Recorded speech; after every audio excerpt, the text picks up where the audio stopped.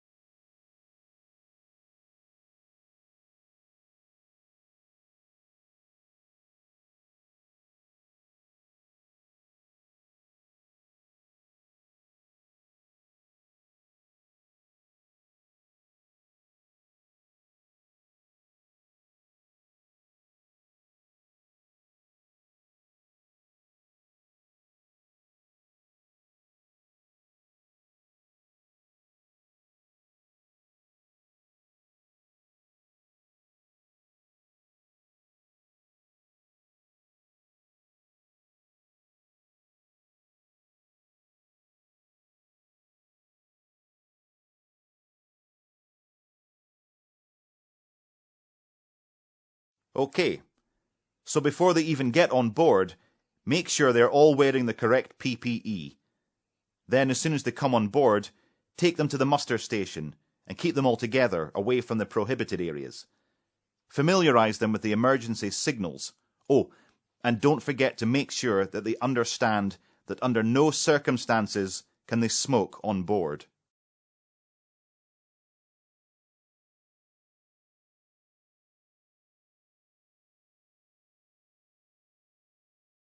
There was nearly a riot on my last vessel.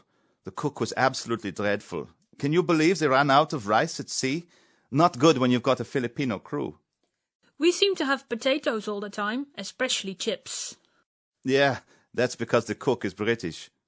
I need to give him a lesson how to make bread. His tastes so sweet. I think he must put sugar in it or something. Typical British. I think they live on cakes. His pasta's actually really good, though. Yes, that's his speciality. He did some of his training in Italy.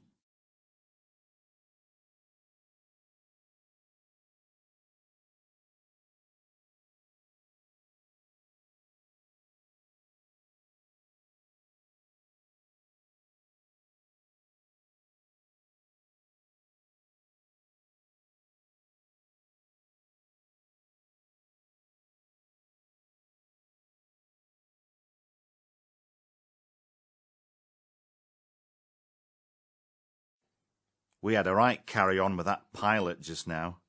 Why, what happened? Well, as soon as he got on board, he ordered the master to get him a coffee. The master was furious. Not only that, but he then asked the second officer to go and get him something to eat as he was hungry. She was not pleased. Then, when he was leaving and climbing down the pilot ladder, he started texting on his mobile, and one of the ABs had to shout at him to put it away. What an idiot. I'm surprised he hasn't fallen into the water before now.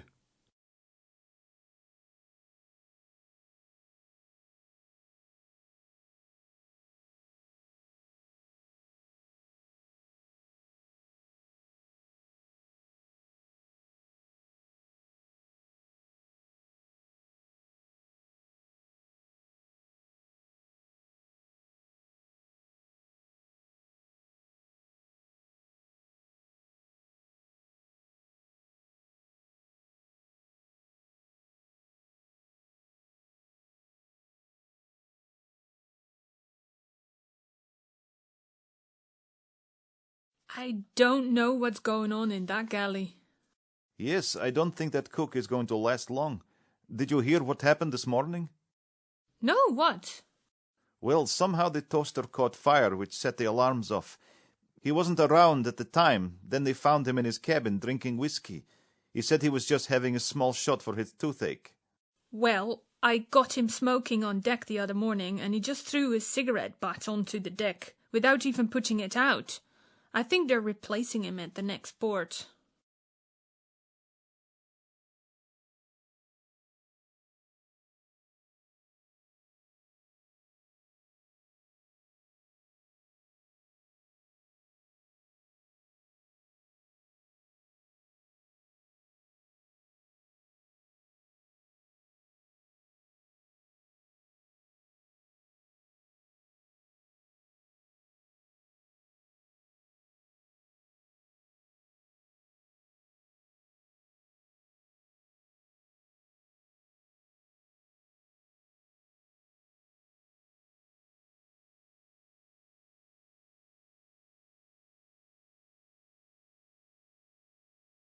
I've just checked the lifeboat on the port side.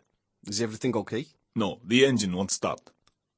Have you checked the battery? I've already done that. It seems fine. Did you check the fuel shutoff valve? No. Shall I do it right now? Yes. You must always check before starting the engine.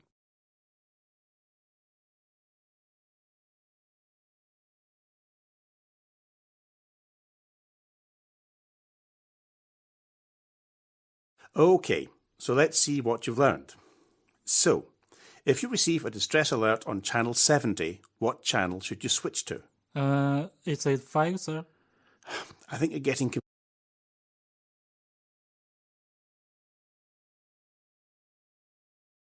Right. It's your turn to activate the alarm. Best to wear a warm jacket before you go into that freezer. Then we can check the provision room alarm too. Yeah, I heard someone almost got trapped in this ship's provision room last year. The alarm wasn't working.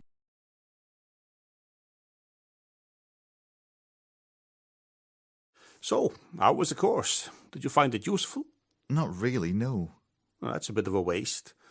Sometimes the courses they send us on aren't always very relevant, or the content can be out of date. It wasn't so much the course itself, it was the trainer. I think some of these shore-based trainers can get out of touch with what life is really like at sea nowadays.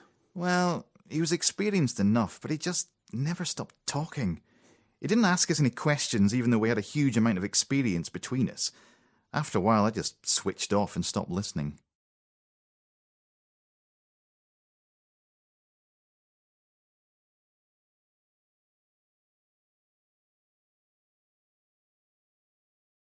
Remember, this port is at security level 2. We discussed keys and the locking of spaces before arriving in port. Yes, we managed to find that missing key and repaired the 40 lock. Yes, I know, but last night I noticed that some of the crew hadn't locked their cabins. Right. I'll have a word with them.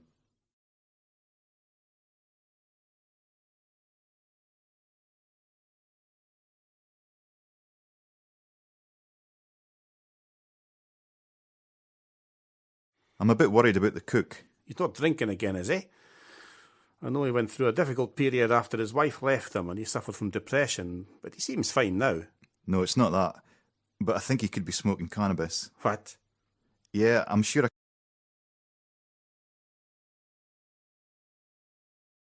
The company have raised the problem of fatigue again.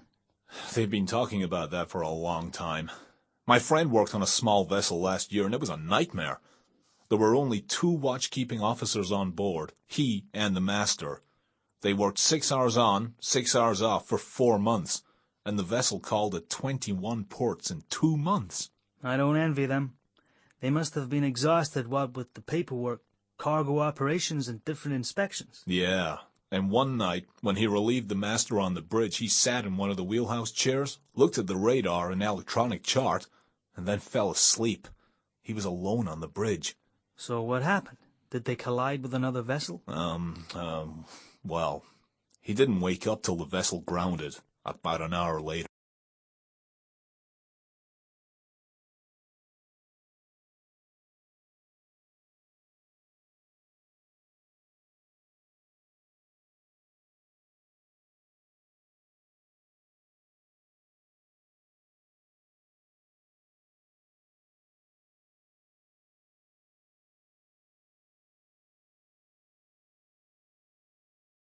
So this accident happened on a ro-ro vessel.